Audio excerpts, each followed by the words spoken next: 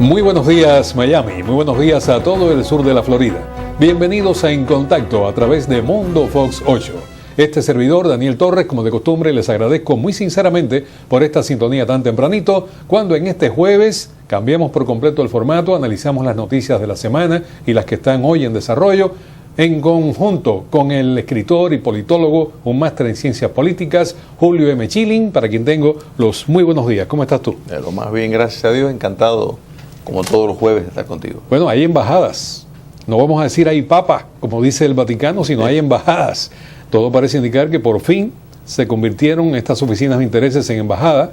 Digo por fin porque se dilató la noticia y se especuló sobre ello y en definitiva, de manera sorpresiva, de una manera rápida, se ha hecho el anuncio de que ya hay embajadas de Estados Unidos en La Habana y embajada de Cuba en Washington. ¿Qué significa esto, Chilling, desde tu punto de vista? Bueno, moralmente es una bajada de verdad. Están embajada. Embajada, pero con N. Sí, sí. En un sentido práctico, pues simplemente son secciones de intereses más elaboradas, o sea... Con banderas. Con banderas, correcto. Ajá. Tiene más simbolismo que otra cosa, y eso es lo que está promoviendo la actual administración norteamericana, porque en efecto el embargo sigue siendo la ley de la tierra, en efecto los derechos humanos se siguen violando, el castrocomunismo sigue sin ningún interés en considerar el retorno de todo el dinero que se han saqueado de los ciudadanos norteamericanos, la devolución de los fugitivos, tanto de actos criminales como de matar policías norteamericanos, como los del fraude Medicare. Eso también está fuera del tapete por el momento. Entonces, esto es lo que tiene el impacto de luchar para complicar reversiones de política. ¿Me explico? Sí, lo entiendo perfectamente bien. Hay temas tan medulares como los derechos humanos que tienen que ser abordados y resueltos. El problema también de las propiedades embargadas a ciudadanos norteamericanos, que es una suma multimillonaria. Está el tema de los fugitivos, no solamente los fugitivos norteamericanos, los fugitivos también cubanos que defraudaron aquí al Medicare, entre otras cosas, y que están refugiados en Cuba. O sea que yo creo que comienza ahora una verdadera etapa fundamental, que si no se cumple no significa nada de lo que se ha hecho en las últimas horas. Correcto. Y lo que le interesa en sí a la dictadura cubana, pues ya lo vemos en marcha, los está asesorando el que fue dirigente del Fondo Monetario, el francés que después que tuvo el problema. Correcto, que tuvo el problema con... Un individuo, un violador, un corrupto. Si fuera en Estados Unidos sería un depredador sexual. Correcto, estaría probablemente detrás de las rejas. Estaría viviendo debajo de un puente, lejos de una escuela. Correcto, y pues en la dictadura cubana pues lo tiene de asesor por su influencia, su conocimiento acerca de cómo conseguir préstamos que no van a pagar. Es increíble cómo Cuba buscó al individuo perfecto, al que puede chantajear perfectamente bien. Claro. Porque además aquello es un burdel, y para Dominique de Strauss-Kahn, aquello es un paraíso ahora, imagínate tú. Claro. Pero ¿qué pasa? ¿Qué va a hacer la inteligencia cubana? Va a filmarle cuanto paso de él, le va a grabar en video cuanta aventura tenga, y en un momento determinado que no le convenga, le sacan todos esos trapos sucios y posiblemente vaya de paticas a la cárcel cuando no le convenga, que es lo que hace habitualmente el régimen castrista. Es así. Y buscan tener un embajador por vida. Correcto, exacto. Y genuflexo totalmente. Plegado por completo al régimen porque lo tiene chantajeado. Correcto. Y las embajadas también le proporcionan al castrocomunismo una facilidad aún más para meter espías en los Estados Unidos. Es connotado que todas las misiones diplomáticas del castrocomunismo pues son nidos de espías. Y profundizar en el comercio, porque Cuba está buscando dinero a toda costa.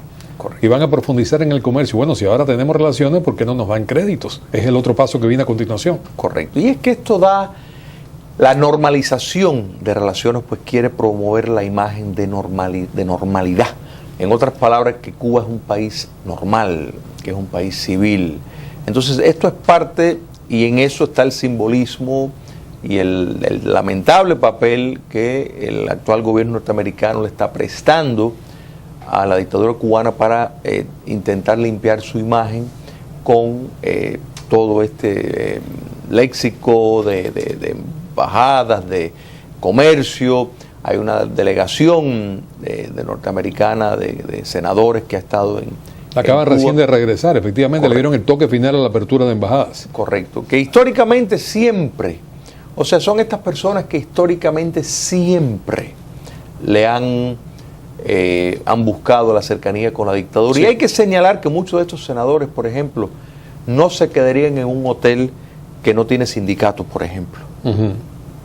Un hotel en los Estados Unidos, Sí, en los que no Estados contratan Unidos. una compañía para que le vaya a promover sus servicios, que no reúna determinadas condiciones.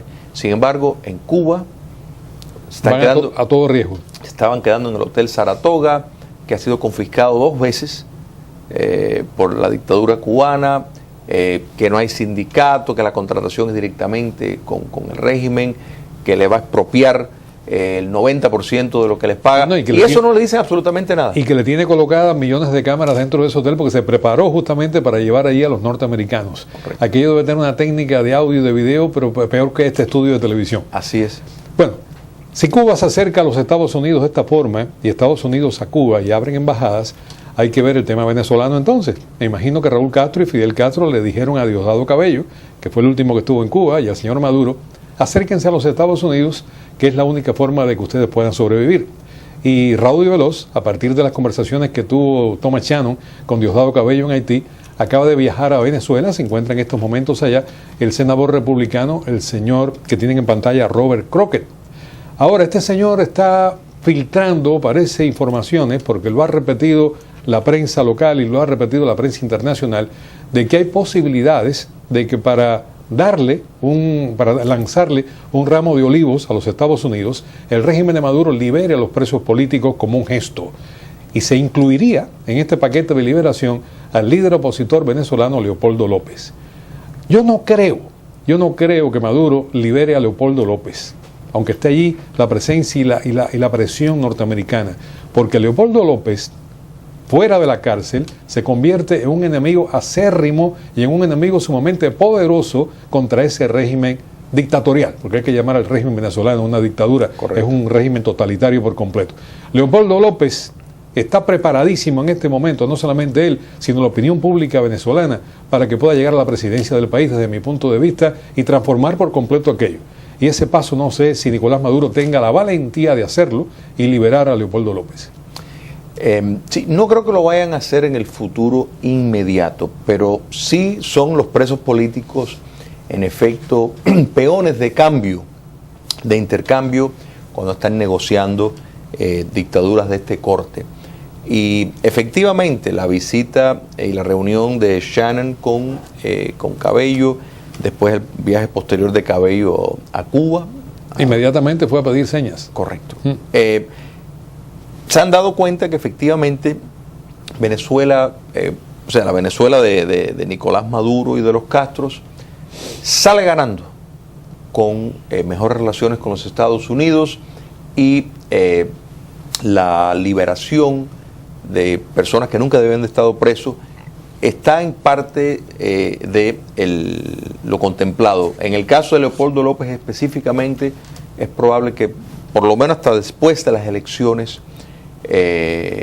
no haya liberación. No haya liberación, pero sí es una cosa que podían estudiar, porque si el régimen de Maduro introduce determinada modificación en la economía también, siguiendo... Tocaste un tema medular, la economía. Yo pienso que este acercamiento tiene que ver más con lo económico que con lo político, porque Venezuela está tocando la lona económicamente. Correcto. Está prácticamente insolvente ese régimen, y no le queda mucho tiempo para que tenga que declararse totalmente en default, y por ese motivo está, yo creo, que acercándose a los Estados Unidos para ver si le lanzan un balón de oxígeno. Correcto. Y a propósito, Chile, porque tenemos un tiempo bien comprimido, a propósito que hablé del tema económico, la situación en Puerto Rico desde el punto de vista económico también está sumamente grave.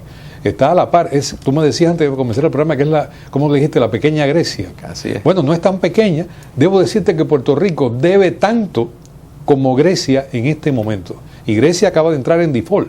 Están haciendo incluso concesiones los dirigentes griegos al Fondo Monetario Internacional, pidiéndole a gritos nuevos préstamos. Dicen que van a suspender el referéndum, incluso que lo aceptarían, que le iban a preguntar al hombre de a pie en Grecia si estaban de acuerdo en que siguieran haciéndole préstamos y que siga la política del Fondo Monetario Internacional rigiendo la economía griega. están en disposición de suspender este referéndum porque necesitan a toda costa dinero fresco. Y en el caso de Puerto Rico, yo noté una cifra por acá que me ha erizado en realidad, 72 mil millones inicialmente, pero se dice que pudiera ser el doble. 72 mil millones para una isla que no produce absolutamente nada, o muy poco, para no generalizar. Sí, el problema para Puerto Rico sobre todo es que no tiene la libertad, como muchas de las ciudades en los Estados Unidos, por ejemplo, Detroit, que se ha declarado en bancarrota. O sea, pero es que Detroit tenía la industria automovilística, lo que habría que echarle a andar. Pero ¿qué se echa a andar en Puerto Rico para que produzca dinero propio? No, pero es que la idea de la bancarrota es un principio sano en el sentido de que permite una reorganización de deudas. Puerto Rico no lo puede hacer. Entonces, legalmente no lo puede hacer porque no es un estado de los Estados Unidos. Correcto. Y ahí es donde yo creo que está la clave para Puerto Rico salir de el hueco en que está. Bueno, tiene dos caminos. O asume la independencia y de golpe y porrazo se convierte en Haití. Porque cuando cese el welfare de los Estados Unidos, el subsidio norteamericano, que es el principal rubro que recibe Puerto Rico, la ayuda norteamericana, cuando esto cese, si se declaran independientes, van a una economía de subdesarrollo absoluto y total. Se compararía a Haití. Y el otro camino que tienen para salvar la situación es la estadidad, convertirse en otro estado de los Estados Unidos, y sería una especie de hijo tonto para los Estados Unidos, porque sería un hijo que tiene falencias de todo, o sea, necesita todo, sobre todo económicamente.